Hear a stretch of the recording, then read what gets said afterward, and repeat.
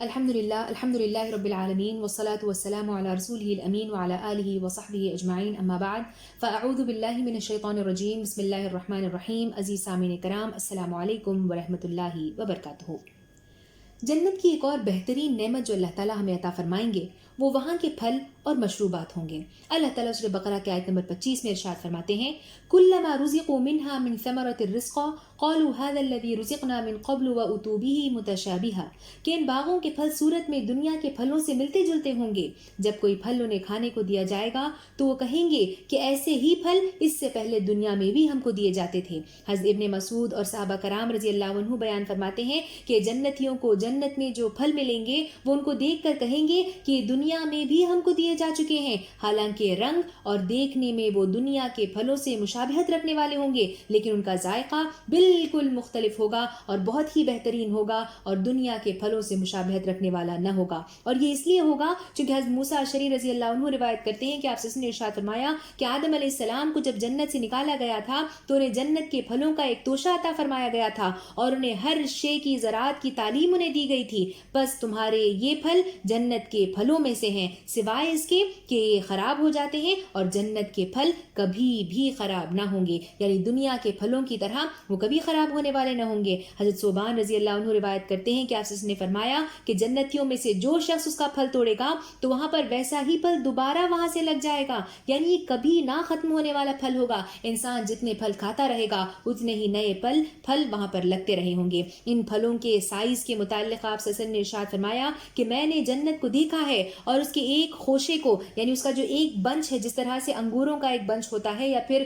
کھجوروں کا ایک بنچ ہوتا ہے، اس کو پکڑا ہے، اگر میں اس کو توڑ لیتا تو جب تک دنیا قائم رہتی تم اسے کھاتے رہتے۔ حضرت ابن عباس رضی اللہ عنہ بیان فرماتے ہیں کہ جنت کے پھلوں میں سے تقریباً ہر پھل کی لمبائی 12 ہاتھ جتنی ہوگی اور اس میں کوئی گٹلی نہ ہوگی، یعنی دنیا کے پھلوں کی طرح جس طرح اس میں سیڈز ہوتے ہیں، گٹلیاں ہوتی ہیں جن کو نکالنے کی انسان کو محنت کرنی پڑتی ہے، اس طرح جنت کے پھلوں کے لیے انسان کو نکالنے کی نوبت نہیں پیش آئے گی۔ پھر فرمایا آپ صلی اللہ علیہ وسلم نے کہ جنت کا انگور اس ڈول، اس گھڑے سے بھی زیادہ بڑا ہوگا جس کو تمہاری ماں نے بکری وغیرہ کے کھال سے کبھی کاٹ کے تیار کیا ہوگا، اس سے بھی زیادہ بڑا وہ ایک انگور ہوگا۔ ایک اور جگہ فرمایا آپ صلی اللہ علیہ وسلم نے کہ جنت کے اناروں میں سے ایک انار کے گرد کئی سارے حضرات بیٹھ کر اسے تناول فرمائیں گے، یعنی ایک انار اتنا بڑا ہوگا کہ کئی سارے حضرات اس کے اطراف بیٹھ کر اسے کھائیں گے۔ جب ان کے سامنے کسی چیز کا ذکر چھڑے گا جس کو وہ چاہت محسوس کریں گے، یعنی کہ کھا تو رہے ہیں وہ انار لیکن کھاتے کھاتے کسی اور کھانے کی چاہت اگر انہیں ہوگی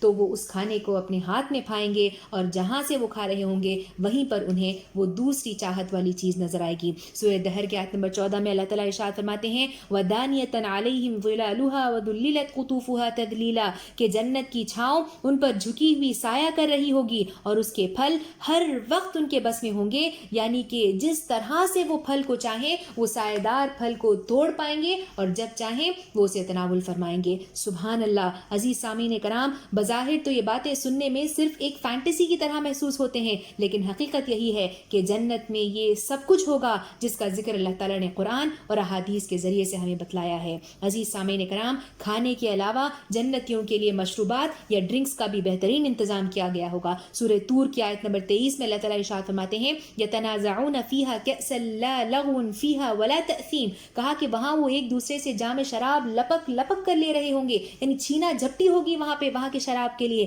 اس شراب میں نہ کوئی یا وہ گوئی ہوگی، نہ کوئی بکبک ہوگی، نہ کوئی نشہ ہوگا اور نہ ہی اس میں کوئی بدکاری ہوگی۔ آپ صلی اللہ علیہ وسلم نے اس شراب کے سلسلے میں فرمایا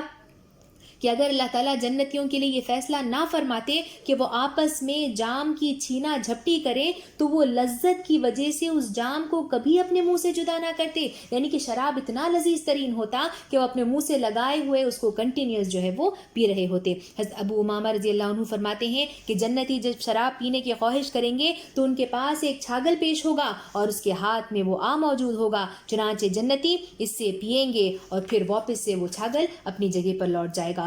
حضرت عبداللہ بن مسعود رضی اللہ عنہ فرماتے ہیں کہ جنتی جب کوئی گلاس سے نوش فرمائیں گے تو 70 گنا زیادہ خوبصورت ہو جائیں گے، یعنی کہ جتنی مرتبہ وہ جنت کے مشروبات پئیں گے ان کے حسن میں اتنا ہی اضافہ ہوتا چلا جائے گا۔ پھر فرمایا آپ صلی اللہ علیہ وسلم نے کہ جنتی کھانے پینے کے بعد سب سے آخری شراب جو پئیں گے اسے طہور کہا جاتا ہے۔ جب وہ اسے پئیں گے تو ان کا کھانا پانی سب کچھ ہضم ہو جائے گا، حتیٰ کہ وہ پھر سے کھانے کی خواہش کریں گے اور ان کا ہمیشہ یہی طریقہ کار رہے گا۔ پھر اللہ تعالیٰ قرآن میں ارشاد فرماتے ہیں ان الابرار یشربون من کأس کان مزاجها کافورا، کہ جنت میں شراب کے ایسے ساغر وہ پئیں گے جن میں آب کافور، جسے کیمفر کہا جاتا ہے، دنیا کی کافور کی طرح نہیں بلکہ یہ بالکل مختلف کافور ہوگا اور اس کی آمیزش اس شراب میں ہوگی۔ پھر سورہ دہر کی آیت نمبر 17 اور 18 میں اللہ تعالیٰ ارشاد فرماتے ہیں وَيُسْقَوْنَ فِيهَا كَأْسًا كَانَ مِزَاجُهَا زَنْجَبِيلًا عَيْنًا فِيهَا تُسَمَّى سَلْسَبِيلًا، کہ ان کو وہاں ایسی شراب پلائی جائے گی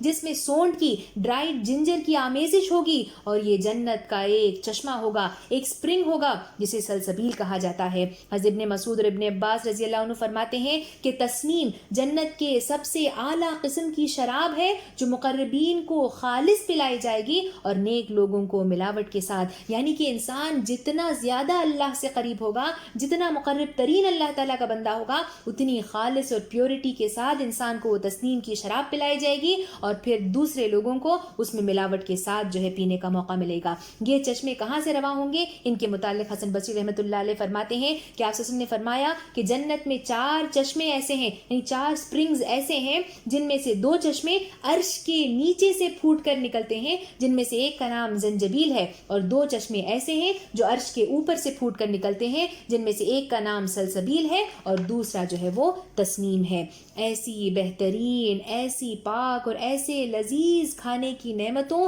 پھلوں اور چشموں کے درمیان انسان ابدی جنت کے مزے لوٹتا رہے گا اور وہاں پر انجوائے کرتا رہے گا۔ اللہ تعالیٰ ہمیں ایسی بہترین نعمتوں کا حقدار بنائے، آمین۔ وآخر الدعوانا ان الحمد للہ رب العالمین، والسلام علیکم ورحمۃ اللہ وبرکاتہ۔